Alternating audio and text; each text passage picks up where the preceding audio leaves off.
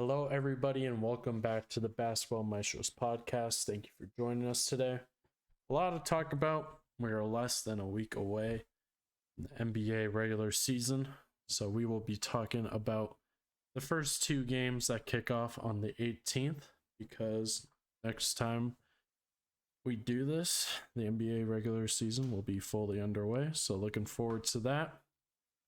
We'll talk about NFL Week 5. We will talk about our fantasy draft, the Draymond Green situation getting resolved last night. We'll give our thoughts on that. That story broke towards the end of our last show, so we'll talk about that a little more. Laker GM Rob Pelinka got extended for 4 more years. And then we will wrap it up with our fantasy draft that took place this last weekend. So we'll give our thoughts on our teams as they stand at this moment. So kicking it off with NFL Week 5. The Saints finally got a win on the board. Wasn't pretty. Absolute shootout with Geno Smith and the Seahawks. It was constant back and forth between both of these offenses. Kind of pulled away early or late in the third, and then the fourth quarter it got a little ugly. Seattle started to crawl back a little bit, but luckily the Saints were able to hold on to go to 2-3 on the year, which is pretty happy for me. But schedule's starting to get hard. We have the Bengals, the Cardinals, Raiders, Ravens, Steelers, Rams, Niners, Bucks. A very brutal stretch for the next several weeks. So it'll be interesting to see how this Saints team performs against all those really good teams in the NFL. I saw Jameis Winston's back at practice. Hopefully he's somewhat healthy and at least performs a little bit better in comparison to previous weeks. Michael Thomas still injured. He wasn't at practice either. Marshawn Lattimore wasn't at practice either. So the Saints getting pretty banged up. Offensive weapons are kind of lacking. Olave, I saw he was at practice as well after coming off a pretty nasty fall for a touchdown catch he had against Seattle. So injuries starting to pile up for the Saints. To be honest, my expectations are just neutral. I don't know what to expect, nor do I want to have high expectations for this team moving forward. So I'm kind of just coming along for the ride, not giving my hopes up too high or too low. We'll just see how the season rides out and how we compete against the better teams in the NFL. But granted, I'll take a 2-3 record at this point instead of 1-4 in comparison to the good old Las Vegas Raiders. What a transition. Wow, I mean, honestly, what an intro to, good old Raiders. I mean, obviously that Monday night game, I think a lot more people would be upset if you're a Raider fan, but I was actually surprisingly happy after the game. Because I think as Raider fans, when we get these primetime games, the one thing we ask of our team is please don't embarrass us, and they clearly didn't. I mean, realistically, a good game. Came up a little bit short at the end. But I mean, overall, defense started out great. I mean, stopping him to 3 straight 3-and-outs. And then, it's Mahomes, it's the Chiefs. I think a lot of people are giving us heat for choking a 17-0 lead, which I don't think I can name 5 teams in the league right now that'd be able to hold that lead against the Chiefs. So, I mean, honestly, I'm not too mad about it. That's a hard team to keep under wraps, especially when they're at Arrowhead, especially when their fans are riled up. I mean, obviously I'll get into the roughing the passer later, but no, I mean Carr looked really well. I'm so happy Josh McDaniels finally learned he has a running back who knows how to get yards after contact, who knows how to fight for yards, who could find that hole fast. And we're seeing Josh Jacobs, the Jacobs I'm used to when he first came out of college. This is what I know his ceiling can be. And our offensive line right now and the run game is looking great. I mean, we're getting the holes open. I mean, that Chiefs defense came in, I think, ranked #1 on rushing defense, and we just absolutely, manhandled them at the line of scrimmage. So, I mean, I'm happy about it. That those are positives we take away. The Carr and Adams connection looks beautiful. Those 2 long touchdowns and that last one at the game, which, the controversial, you know, play that led to the 4th and 1 where, Adams initially people thought he had it, but go back and look at it and he didn't. I personally kind of looking at it, it's kind of hard to say. I'm kind of biased to say he caught it, but I mean at the same time I understand why they went with no catch, so I mean I can't be mad. But kind of the big story from that game is the roughing the passer on Chris Jones late in the second quarter, and that is, that was probably, I think, the worst call I think I've seen in my lifetime. Roughing the Now, passer calls have been really bad.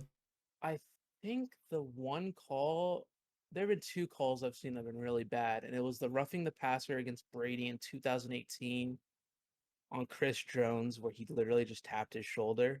I think that one was bad, and then I think the worst call I've seen all time was the no PI call, Saints Rams NFC Championship. A That I think classic. still to this day is the worst call I've seen, but that Chris Jones one last night or 2 nights ago was definitely in my top 5 of no calls I've seen.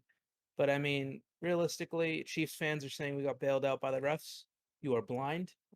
Second half, Raiders got absolutely obliterated with penalties. Especially a defensive holding on a field goal attempt. That is something new, something I don't think I've ever seen called. I saw a tweet. I don't know how true it is, but I think it was that penalty has been called twice in NFL history. One in like 1980 something and one in 2014. So, of Awesome. course, Raider Nation gets it in a pivotal moment of the game. But I mean, multiple penalties on us, multiple misholding calls on Max Crosby, and we also did get away with a holding call on Chris Jones. So, I mean, the refs kind of screwed both teams over. So I'd kind of call that match even. But I mean, going in now we're 1-4 bye week. We need this bye week. Waller's a little banged up. Nate Hobbs got hurt last night. And just I think it's important to get rested up. I mean, we're kind of going into this stretch now where we need to be perfect. The schedule is really, in my opinion, easy. Um, I mean, we have the Texans, Saints, Jags, Colts, Broncos, Seahawks. Those are all games that you know, if this team wants to show that we're a playoff team, we have to win every single one of those games. Because realistically, I mean, this isn't a hot take at all. I mean, we can easily be 5-0 right now. And you look back at the Chargers, it came down to that 4th down. Last year, I feel like the Raiders get that 4th down and, drive down and win that game. Week 2, up 20-0 and then, driving down the field again in field goal range, run for fumbles in OT. So that's a game we should have won. I mean, can't blow a lead there, but I mean, the end of the day, I mean, we had the game won if we don't fumble because, Carlson's the best, top 3 kicker in the league. I mean, man's made like 28 straight field goal attempts. Titans comes down to the end of the game, 2-point conversion, miss it to go to OT. If we get that, who knows what happens in OT? And then Chiefs, I mean, we miss a 4th and 1 where Renfro and Adams run into each other. But I mean, these are all plays that I mean, you go back and if they go our way, we could be 5-0. And yeah, and just 2 more things real quick I want to touch on the Raider game is the McDaniels controversy. Not real controversy, but people getting upset at him going for 2. I don't know what your thoughts on, or I don't know if you saw that, but basically score a touchdown. There's 4.5 minutes left in the game, and we're down by a point. So we end up going for 2 to put us up 31-30. End up running an inside zone, and we don't get it. But see a lot of people giving McDaniels hate, and this is the one time I think I'll ever back him up. That's the right call. I mean, people are all happy at the Raiders going for it 4th and 1 in the first quarter. I mean, and being that aggressive, and I think you kind of see Daniels was just you knew what he wanted to do. He wanted to win a game, and you're going against Patrick Mahomes in the final 5 minutes of a game. So if we can go take a lead 31-30, I mean, we have to take it. I mean, and if you're a Raider fan, if you think that kicking the field goal and trusting our defense in a 2-minute situation with Patrick Mahomes is better, then you know, I don't know how much you were drinking on Monday, but I mean, you clearly it was a lot because I don't think our defense stops them. So, I mean, the only thing I'd kind of say if you're going to be that aggressive, I kind of want to see that throughout the game. I mean, there was a 4th and 1 in the second quarter where we were going to go for it, but then at the last second, we ended up taking a field goal to put us up 17-0. And kind of looking back, I kind of wish McDaniel stayed aggressive, but I mean, at the end of the day, I understand taking the points, but I kind of want to see the consistency with how aggressive you want to be. And then lastly, good old Devontae Adams pushing a good old camera guy at the end of the game. uh, People are blasting him right now saying, not cool, man. That's just not nice. Like, I don't even know if I could say this word, but I'm not even gonna say it. You're all just dumb.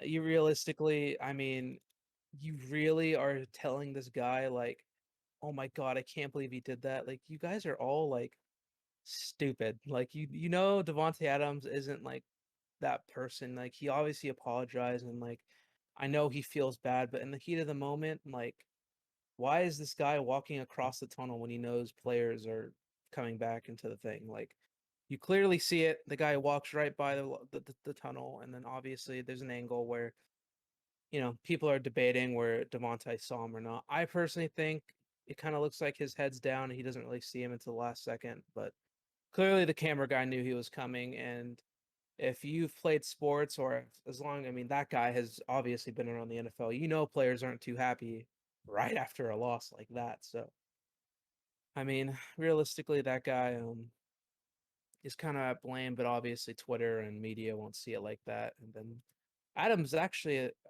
this morning got put up with a assault charge. I Um, saw that. I don't know exactly what kind of charge it was, but I know I'm trying to find it. I don't know what it was, but I know it wasn't too serious of like an actual like assault. But still, I mean, it's just pathetic that he's getting even fined or legal actions being taken. Tim Brown. If you guys don't know who that is, Raiders legendary wide receiver. Go to his Twitter. Just look up Tim Brown, you'll find it. His take on it is just literally what it should be. I don't remember it, but I just saw it this morning. Basically defending Adams, saying, worse things have been said, worst actions have been taken after losses in the NFL, and um, those players are emotional. So I mean, what can you say? Don't know why everyone's making a big deal out of it, but we'll choose to focus on a little push instead of the shit. Whoops. So the stuff that's going on with Brett Favre, right now, if you don't know, it's what's happening with him in Missouri and stuff like that. I'm pretty sure basically just skamazed a lot of people in a way. You can look that up for yourselves, and then I mean, we all remember what Kamara did in the offseason with that assault charge, I think it was, and it Uh, feels like people forget. People forget about those things, but when good old Devontae Adams walking into the tunnel pushes a guy to the ground, it's the media loses their minds. But you know, I mean, that's kind of my thoughts on the Raiders. I mean, we look good. I think we're the best 1-4 team in NFL history. And these next 6 games are really going to show if this coaching staff and this team wants to make the playoffs. So thank God I have no more Raider football for 2 weeks because God knows I need a week break from this team.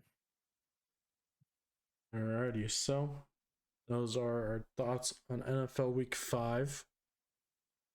So, as I mentioned before, towards the end of our last show, a story broke about Draymond Green and Jordan Poole getting to an altercation. At first, the story was very vague, and prior to the video leaking to TMZ, there wasn't verbiage of saying like a punch was thrown. So overall, I think it was just kind of like a PR thing, trying to keep Draymond safe and try not to make it a big deal. Just try to sweep it under the rug and make it like, oh, it was just a small little scuffle at practice today. But sure enough, I think the day after the news broke, maybe a day or two after, TMZ posted a leaked video of Draymond punching Jordan Poole. There was no audio in the video, but you can tell they were definitely talking to each other. But you can tell that Jordan Poole wasn't being like aggressive towards Draymond. He was just talking while like not showing any aggressive body language, if that makes sense. And then Draymond slowly started walking over towards Jordan Poole on the baseline. You can tell that the Warriors didn't think this would be a big thing. You can tell by everybody else, like players and coaches in the video, that this stuff happens all the time and they don't expect something this drastic to happen. But sure enough, Draymond walks over, gets in his face, Poole shoves Draymond out of his face, and then Draymond absolutely knocks him limp and with a punch right to the face. And coaches stepped in between, so did players as well. And that was basically the end of the video. If you haven't seen it, I'm sure it's very easy to find now. But Draymond addressed the media a couple days ago, saying he was stepping down from the team. And to call out Draymond, in a sense, I watched his press conference. He was saying that, you know, he was dealing with a lot outside of basketball and stuff like that, which I get. Basketball players are more than just players. They have lives, they're humans and all that. I get that. But even if you have a lot going on in your personal life, I don't view that as an excuse to just sock a teammate for no reason.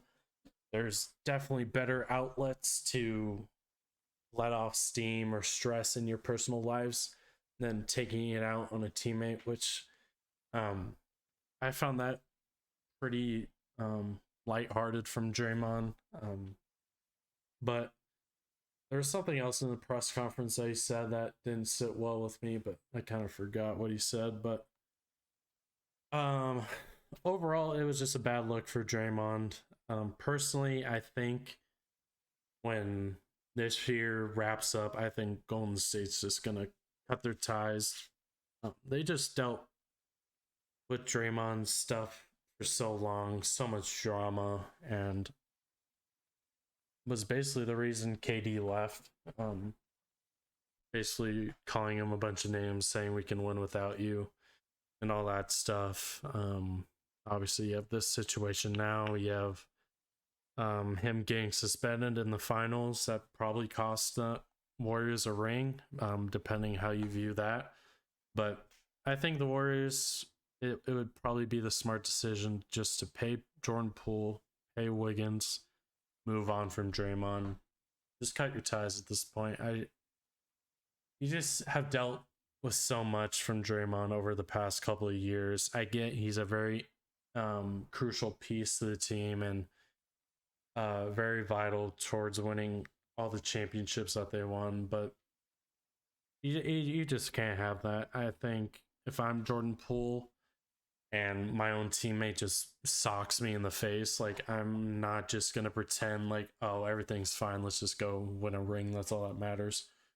I just think there's way more to it in terms of locker room stuff. Who knows if any of that will materialize, but personally, Jordan Poole, I wouldn't want to be teammates with Draymond Green moving forward, but that's just my view on it. And last night, it was revealed that Draymond is back with the team. I believe he's going to play in their last preseason game. I think it's today, I want to say. But Draymond Green did get fined for what he did. Obviously, he stepped back from the team, took some time away, but he is expected to play opening night of the regular season. So, personally, I thought he would have gotten suspended, maybe like 5 games or something like that. People were mentioning a pretty good reference point. I remember when Bobby Portis was on the Chicago Bulls, he punched Nikola Mirotic in practice, and he got 8 games suspended. So I thought something around there would probably be fair. But the Warriors get Draymond back after a fine. Hopefully, this thing doesn't dampen their season. I don't think it will, since its regular season hasn't even started yet. Um, to shed a positive light. I mean, you'd rather have something this drastic happen before the season starts and during it, so they can try to make amends between Draymond and Jordan Poole, just to at least attempt to have a good season and potentially repeat. But yeah, this Draymond situation was overall just a complete disaster. Looked very bad for Draymond. I mentioned on this podcast plenty of times I'm not very fond of Draymond, and this just adds to my dislike to Draymond. But yeah, just has to be better moving forward. I get he's a very emotional player, but he just has too many just careless, heat of the moment mistakes like this, where honestly just hurts the Warriors as a franchise. But yeah, I think Draymond's days as a Warrior are pretty limited in my eyes. Yeah, very, very immature. Um, I get that, like you were saying, they have lives, and we understand that. I think fans sometimes do a poor job of understanding that, but I know that both of us here definitely get that things can get choppy in some of these guys' lives because I mean, they have families, they have, sometimes, kids and, pets and, living situations can be, kind of bad for not bad, but kind of hectic for, some of those players that kind of go from city to city. But for Draymond, he's been, in Golden State for Golden State, basically San Francisco for, I mean, how long now? And I just think it's, unacceptable. I mean, I just personally, regardless of anything that's happening in your life, and maybe at the same time, I'm kind of 50-50 with that thing because I mean, it's not nothing in your life should make you punch a teammate.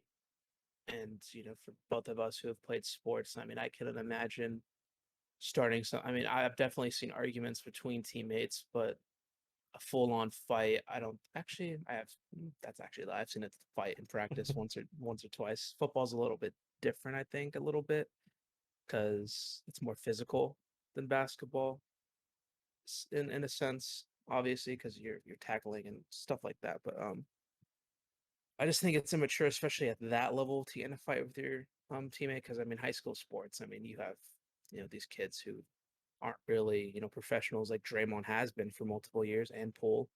But I mean, you kind of expect something different from professionals to where you're getting paid this amount of money, and it's just, you don't really want to see that, and you don't expect that from these players.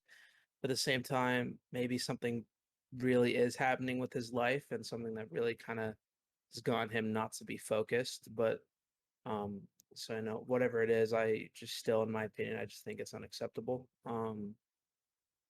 You know, kudos to Jordan Poole for not really not starting anything in the media, not saying anything on social media um, about him. I mean, at the end of the day, I think my thing is, and when you were saying how you can't imagine being a teammate with him after this whole situation, I mean, I think at the end of the day, Jordan just has to be the bigger man and just kind of, I mean, you are teammates, but doesn't mean you have to be friends. So, I mean, as long as you're just there competing with each other for this season, I mean, just kind of has to, grow up, just in my opinion, just kind of grow up, be the bigger man. And even though this guy is, you probably don't like him, I'd imagine. I mean, at the end of the day, this is your job, so focus up, just kind of come in, do your own thing.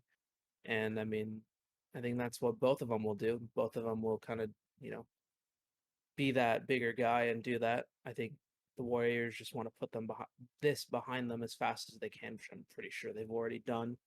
Um, Draymond apologized, took that time off, so I think everything will be fine going into the season.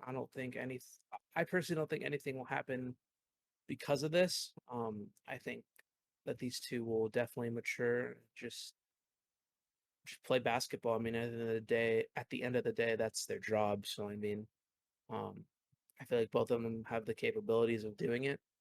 Draymond, I mean, you've said it. This guy has had multiple altercations, multiple, fines, multiple suspensions. I actually am surprised that he didn't get suspended at all. I mean, just a Yeah. fine for that, that's actually really surprising. But um, I think this is probably after this incident. I don't see the Warriors bringing him back.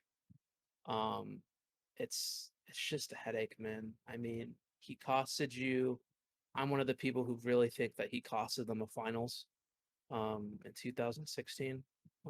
That was just unbelievable how he gets suspended just because he got too many what was it, texts. Yeah. That's just to be at that level to even have that happen. I mean, that's just unacceptable. And all the fines, all the things with him like kicking people in the no square. It's just it's been I can't believe it. It's just this guy's been doing this for years and years now. Um, so yeah, I think that's kind of the end. I don't think they bring him back. If I'm a manager, I'd rather just save the money for Poole and other Hmm. young stars, and maybe get a little bit more depth the roster without paying Draymond. And pretty sure Clay is going to need a new contract as well soon. I think I saw him like not next year, but a year after that or something like that. So I mean, you have to worry about that as well. And then, yeah, I mean, I think this situation was just immature by both. Maybe Jordan did say something that we don't know, but I mean, if I'm a betting man, I'd say Draymond started it realistically. But oh no, I just expect better out of a guy who's been in the league for like 10 years. But I mean, at the end of the day, it's Draymond Green, so it's just really disappointing, honestly, to see. Yeah, we'll see how this whole situation affects their season. I'm sure this will be a point of reflection somewhere down the line. So we'll keep an eye on how the Warriors open up their season starting next week. Before we give our predictions for the opening night games, we will talk about a little surprising news, I think, in my eyes. We mentioned it a lot that the Lakers are seriously inevitable to talk about, and seriously every time we record, something happens that's worth talking about. And kind of came out of nowhere, but Rob Pelinka, current Laker GM and vice president of basketball operations, received a 4-year extension to his contract, which takes him to 2026 as Laker GM and basketball operator. So that aligns him with Darvin Ham, the new Laker coach this year. Both of those guys have their contracts running till 2026. And right when this news broke, I saw a lot of Laker fans very, very upset about this news, which I think is very warranted. Personally, on Lakers Twitter, I see a lot of Rob hate and stuff like that. Yes, he's had two, if you want to count this off season, two pretty underwhelming off seasons as Laker GM. And, you know, I like, I tend to believe in Rob Pelinka. I think he's a guy that he's made good moves. Yeah, you can credit LeBron coming to LA, but I feel like that was more magic doing that when he was still in the front office. You can credit Anthony Davis to him, even though you can classify it as an overpay if you really want to. But regardless, he brought us a championship, and that's on his resume. But then again, he didn't allow the worst Lakers season I've ever seen in my life. So that happened under his watch as well. But I'm very curious to see or to know what Jeannie Buss and her brothers or the Ramby, whoever, because I know Jeannie probably has the main say in who gets extensions in the front office and all that stuff. I'm very curious as to what warranted Rob Pelinka to get a 4-year extension after the past two off seasons. Yes, he built the 2020 team. 2021 team, you can argue, was going to be a contender, but injuries derailed that whole thing. But regardless, that team didn't perform well. Then he followed it up by blowing the 2020 team up a little bit, but most of the guys were gone. All the 2021 guys after the loss to the Phoenix Suns were all saying, let's run it back. We believe in this team. It was just injuries that destroyed our season, which I was all for. Rob blew that whole team up. Every single guy gone, besides AD, LeBron, THT. That team obviously did wonders, so he blew it up again. And blowing it up for 3 straight times has still not warranted a contending team. And yet he gets a 4-year deal. Not even mentioning the Russell Westbrook trade. All the rumors about trading him away. Talking to multiple teams about trading away Russ. Nothing happened. Signs a bunch of guards. While the guards in preseason have looked very good, I like the way the team's competing right now. It's just poor roster construction, and he just somehow pulls a 4-year extension besides all of that. And the funny part is, Laker fans, I know me personally, I was thinking he was holding on to the 2 picks just for job security, because who knows if his job is secure. But so I could understand why he was hesitant to give up those 2 picks, because they're the last 2 tradable picks the Lakers have. You have to make sure you hit on that. And whether he traded those 2 picks away, who knows if he kept his job or not. So I understood that. But Dave McMenamin said that this extension was in place since Darvin Ham got hired. Then why, if job security is in place, why is he so hesitant to make moves? Why is he signing so many guards? Why is he making so many questionable moves? Even though he knows he has job security, he has 2 pretty valuable picks, because LeBron AD probably won't be here when those 2 picks are up. You use those picks to trade now because you have security, even though you could very well get fired, but you still have some time with your job. So I don't understand if the Lakers knew that this extension was in place. I don't know why it took so long to get reported in the first place, but I don't get why he's so hesitant to make moves, to make the team better. Is LeBron not getting any younger? AD not getting any healthier? His back's already sore, and we're not even in the regular season yet. So I think I was hesitant about trading the 2 picks, but knowing that his job security was just secure all along for 4 more years, and he just never decided to pull a trigger on any kind of trade for Russ, kind of blows my mind, quite honestly. And I don't understand.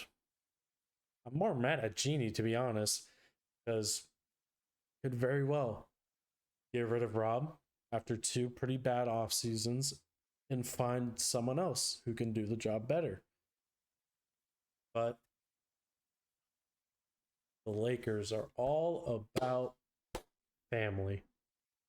Everybody's a family. God forbid the Lakers hiring somebody out of the Laker tree. Rob Pelinka, if you don't know, agent of Kobe Bryant. I'm sure Rob told Jeannie plenty of Kobe stories to entice her to give him an extension to keep him around. But man, this Laker team, I really hate the family dynamic. Like, we've had so many family members just in our organization just make boneheaded, just awful moves, and we're scared to just adventure out into actual good front office members, actual good, just level headed basketball masterminds. Like the Clippers, I think their front office is just so good, and we're the Lakers, the best, arguably the most valuable franchise in the NBA, the team that gets the most attention, and our front office is probably one of the worst. Just with all expectations surrounding the Lakers, and it's just been so underwhelming. And yeah, that's just kind of my whole rant on this Rob thing. I think just if something doesn't happen, if Rob doesn't do something to redeem himself, we're gonna have a huge mess on our hands, and Genie is gonna have a huge mess on our hands. We'll see, but the Rob hate is warranted. Um, but I still hold out hope that he's competent.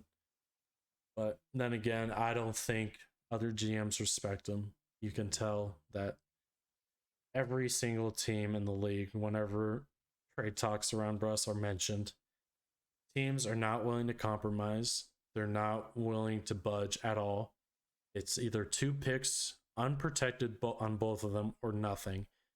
While you have teams like the Celtics and the Pacers swapping Brogdon for absolute scraps, and you have Christian Wood and Jeremy Grant going for low first round picks. But I know if the Lakers, for example, were to try and get in on that offer, I know teams would probably make the Lakers try and overpay, which again makes sense. Rob Pelinka probably isn't a respected GM, because I don't think if they respected him, they would be having all these high demands in terms of trade negotiations. But yeah, this Laker team, if this season goes awry, which there's a high chance, man, this extension's gonna look so bad. Yet there's already 4 more years left on that deal, and whether we cut ties with him before 2026, which I think could be very likely, he's still going to be on our books for however many years, and that extension is going to be viewed as basically worthless. So, yeah, that's my whole Rob Pelinka Laker family rant from me. So, as you know, people who've listened probably know, Matt definitely knows more about basketball than me. But um I feel, I feel his pain here. I mean, as I'm a Laker fan as well, he kind of knows more about things, like he said, with like the whole Laker family thing and all that. And to kind of tie it in, you know, I'm on the same page with the Raiders. I am done with the freaking Davis family and Mark Davis and his goddamn bowl cut. And I can't take it anymore. Ever since Al Davis died and gave up the franchise to obviously his son. I mean, you come Al Davis made some pretty bad moves because of his old age, but Mark Davis, I can't remember a goddamn time we've had a competent head coach with a competent freaking front office. How many head coaches have we been through since freaking whenever Al Davis died? And it's just, I understand the pain every time I feel like the Raiders have a decent team. Like this year, example. Oh, we have a great team. This team made the playoffs with Rich Bisaccia, a special teams coordinator as their freaking head coach. Interim. Didn't even know he was gonna be a head coach. Led them to freaking wild card berth and almost beat the AFC representatives in the Super Bowl if Derek Carr doesn't throw an interception. Which to this day, that play call was awful. I don't know that team, that offensive coordinator last year. I'm blanking on names right now. But then we go into our head coach search, and I love our GM, by the way, Dave Ziegler, I think his name is, came over from the Patriots. I love that hire. Good job, Mark. You did it. Um, but the head coach, we whiffed again. I mean, we bring in Josh McDaniels, which NFL fans know his last head coaching stint is not good. He literally backed out on the Colts last second. He he's been awful ever since he lost to Jamarcus Russell in like 2008. Like he can't lead a team, and the fact that we go in and we hire him is just absolutely atrocious. When we had a man in Rich Bisaccia, which yeah, they were question marks, but I would much rather be 1-4 with him than Josh McDaniels right now. And I mean, as long as I can remember, I mean, we look back, I mean, Dennis Allen, we get Jack Del Rio, and then John Gruden, I mean, Josh McDaniels, I mean, all these guys who aren't ready to be these coaches. I mean, Derek Carr is kind of the reason why Jack Del Rio had success. That man was an MVP candidate in 2016. And then we get rid of our offensive coordinator, who rightly so, like had I probably got a better offer. I honestly forgot what happened, but and then we're just terrible. And then, good old freaking John Gruden comes in and his great staff with freaking what's that guy? Mike Mayock, because Mark Davis saw big name John Gruden and then just like, I'll let him do whatever he wants because he's the football mastermind. Brings in Mike Mayock and they trade away our entire team. And then we're in a rebuilding stage. And then would you look at that? The second another coach comes in, once John Gruden's gone, we're in the playoffs. Like it's just it upsets me that, I have to deal with that family. And then you come over to basketball, come over to the Lakers. Oh, And 2020, I'll congratulate Rob. That was a good team. We won a championship. Good job, buddy. 2021, there were question marks.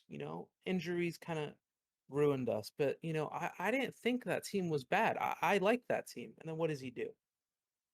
Bye bye the entire roster. And who are we bringing in? Oh, you know that man, good old Russell Westbrook. I think I'm forgetting a year. It was the bubble, then it was the Phoenix Suns loss, and then we got Russ. yep. If that's okay, that's the timeline I'm remembering correctly. And then honestly, I don't know what happened with the Russ trade, where if it was kind of LeBron who talked him into it. I don't want to get into that, but at the end of the day, Rob Pelinka made the trade. And you go into this season, and if what you're saying is obviously true, where this deal is been done, and last show I was kind of saying, maybe Rob's a little bit hesitant on the picks because of the future, he doesn't want to mess it up because what if like it doesn't work out and they'll probably get fired for it. If this guy is fine through 2026, then what are you scared for? Exactly. Like I don't get it. What Laker fans understand that we're in a win now mode because we're not. Yes, there may be some horrible takes on Twitter, but realistically, the average Laker fan knows that LeBron is old and he is getting older. Obviously, AD is not healthy, and we know that our playoff our championship hopes aren't like gonna be in 2027 and whenever those picks are available. So we're in a win now mode. I think any Laker fan understands that. So you have a chance to make the team better on paper with a trade with the Pacers or with the Jazz were obviously a name, and then you are just scared to give up 2 first round picks for what?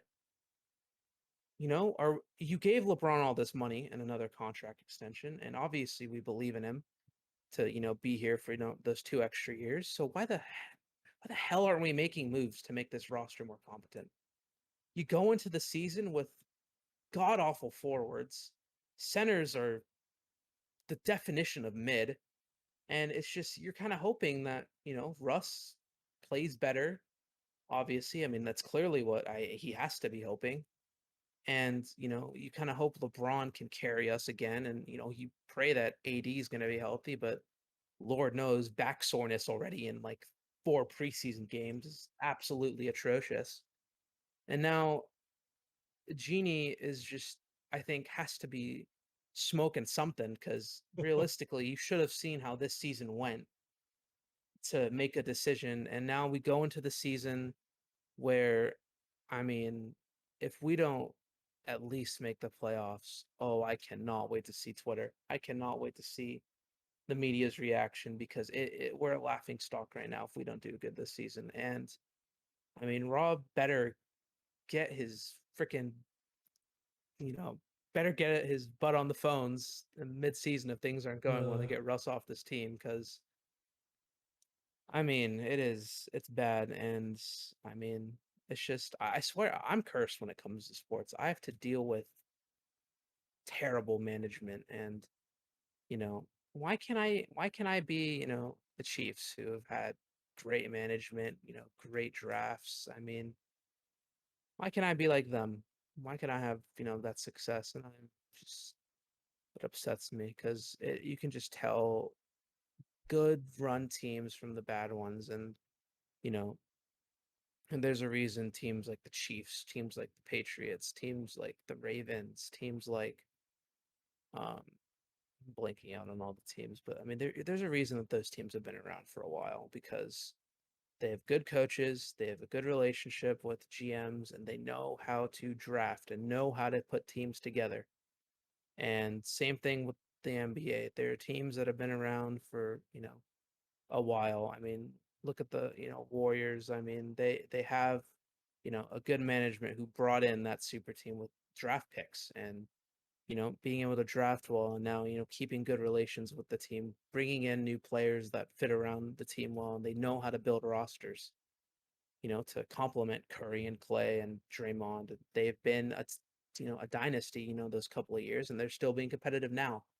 And you look at the Lakers, we won one championship and we're basically at the, no one expects us to do anything just 2 years later because you can tell that we don't know how to build rosters. And the same thing for, the Raiders. I mean, 2016, we have an offense, we have a young quarterback who's coming off of an injury, and we have, a young star in Khalil Mack on the defensive end. And what do we do just 2 years later? We trade our young wide receiver in Amari Cooper and trade our, superstar defensive end Khalil Mack because why? Football guru John Gruden said so because he was the guy. Yeah, he was the guy, my ass, man. Jesus Christ. Absolutely disappointed, dude. And then Mark Davis, what does he do? And I know Oakland was very hesitant on building a new stadium and all that stuff, but what does he do? Moves us to Vegas, man. Go watch a Raider game. Go watch a Raider game against the Chiefs or Chargers or Broncos. I guarantee you half the stadium will be full with their jerseys. Go watch a game in Oakland with one of those teams and you will see all black. It is just he does it for the money, man, and doesn't think about the actual thing. That's a whole story I don't even want to get into. I can sit here for 30 minutes and rant about us moving to Vegas because I think I haven't been a fan for that long. 14 years. That is, in 14 years, the worst decision I've seen Mark Davis do, moving us to Vegas. That pisses me off, and I'm not getting into that because I'm not lying. I could sit here for the next hour or two ranting about Mark Davis and that decision. But let's move on, guys. Predictions next week. First games of the season. Let's go. Last thing I'll say is, Rob, doesn't hurt to try. At least you're trying to make the roster better. Miles Turner and Buddy Hield, the idea of them makes you better than Russ can ever amount to. That's all I gotta say. You just have to try. Whether Russ bounces back this year. no. Next. Okay. All right. So regular season kicks off on Tuesday, the 18th. First game on the docket. 76ers at Boston. Two of probably the top seeds in the East this year, kicking off the NBA regular season. This is probably going to be a really good game. And to kick off my prediction career this year, I'm going to take the Boston Celtics in a close one. I think this will be a pretty tight game, but I say Boston wins in single digits. I think, yeah, it's just going to be a pretty competitive game. I just think Boston having home court is going to be pretty crucial. Um, we'll see how Harden plays. I know a lot has been made of Harden since last year. All his injury stuff, out of shape concerns. So I'm interested to see how he comes out in the season opener on the road. The Sixers have gotten a lot deeper. I really like their offseason this year. Um, I think Boston just coming off a final strip, I just think they just have just an overall better team with better chemistry. So I think I'll take Boston in this first game. Um, yeah, I mean Boston definitely got better this offseason, especially with the Brogdon trade. I mean that trade was really good for them. They gave away next to nothing to bring in that type of player. But to give us content, I will go with the Sixers. I say they win. You know, kind of how you. I mean, it's going to be a close one. I mean, both those teams, I think, are really neck and neck with talent, especially at the superstar level. And you know, I'll go with the narrative that losing. I don't even know how to say his name, man. Their head coach with that silly little incident. Um, Ime Udoka. yes, it's I can't say those names, man. It's just I don't even want to try.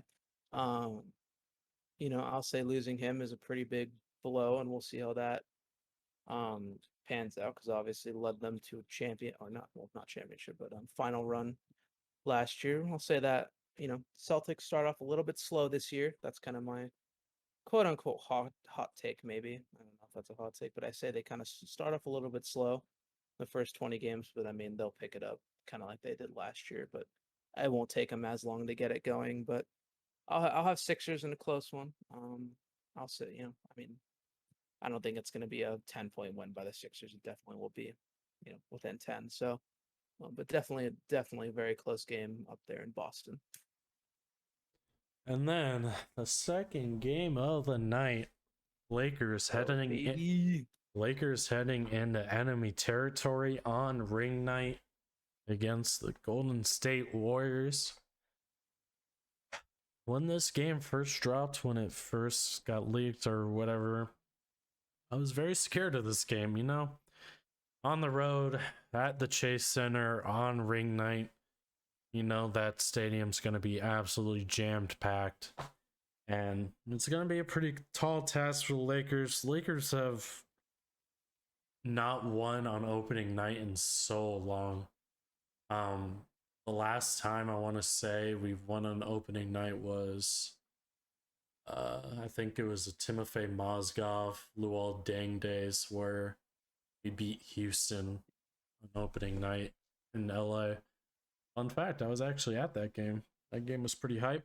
But yeah, it's been a long time since the Lakers have won on opening night, and things are going to change this year. Lakers are going to win this game. I say it's going to be another pretty close game, even though obviously I think the Warriors are a better team than us. You know, ring night is a night of vulnerability, a lot of emotions. You may not have your head in the game fully. You're still thinking about the rings that you just won. So I think if it were just a regular game without ring night involved, Lakers have a chance that they get stomped. But I'm gonna believe in my LA Lakers this year, even though I just went on like a 20-30 minute rant about how much I hate them. I believe in breaking the opening night curse this year. You know, Matt with a beautiful prediction, and I'm going to go the same route. Your LA Lakers march into that Chase Center. Curry getting his, you know, another ring. Clay getting another ring. And old man LeBron's going to come in and just wipe that grin and replace it with a frown. Lakers absolutely blow the Warriors out Oh, their own home stadium. oh Curry, god. awful shooting night. Still thinking about that championship. And when the Lakers get blown out next Tuesday and we lose, I want you all to remember this beautiful prediction I had, because if the Lakers actually do win and blow out the Warriors, I will be a freaking genius. But if they, get blown out, which I clearly would not be surprised, then I'll just come on Wednesday and say, GG, was a nice try. But yep, Lakers start out 1-0. Hey, on ring night, a lot of emotions. Maybe Draymond punches somebody else. You never know. Um, yeah. So we'll keep it there for our two predictions. Next show we'll dive in depth on Friday games of regular season. By that time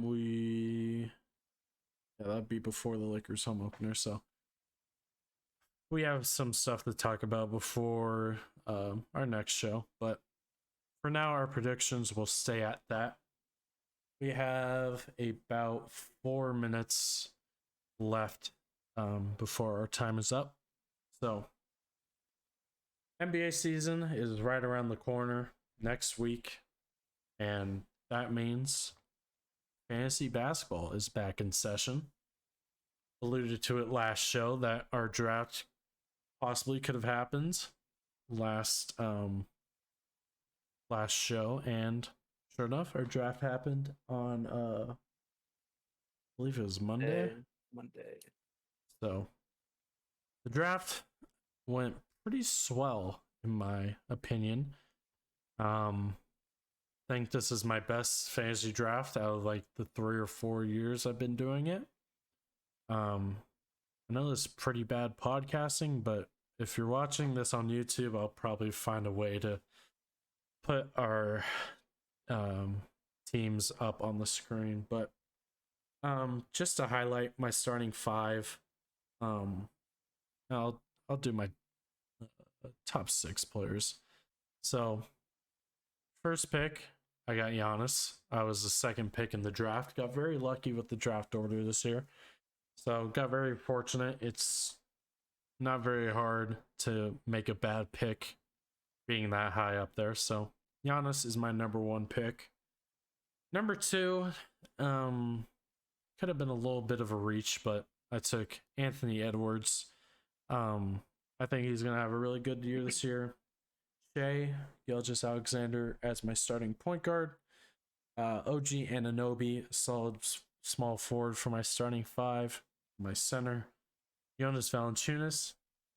I mentioned it last show. That was the guy I regretted trading last season. So I'm looking to right my wrongs there. And then probably my best bench player is Jordan Poole. Another player I probably reached a little bit on, but I think he's going to have a really good year this year. And not to mention that my fellow colleagues in this league think that I have one of the top teams in the league. So that makes me happy in terms of chances of winning money this year. So overall, pretty solid draft experience, and I'm happy with my team coming out of the draft.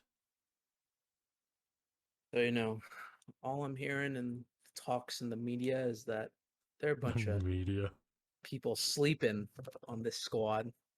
And all I gotta say is, out of 14 people, I obtained the 12th pick, of course. So, gotta really step up your game. Gotta really come in the draft ready to make moves. And my targets were, I think it was Harden and KD at the end of the first. Luckily, both those players went at 10 and 11 because why not? So that leaves me with good old Trae Young as my first pick. Had a great year last year. Some question marks with Murray coming in, but I think that he'll still have good production. Come back in the second round and we select Devin Booker. Also had a good year last year, and I think that duo will I think, be really nice to me, hopefully. Give me a lot of smiles over this fantasy year. Then come back, wait 22 something picks to make my next selection. Come back in the third and we get Jimmy Butler.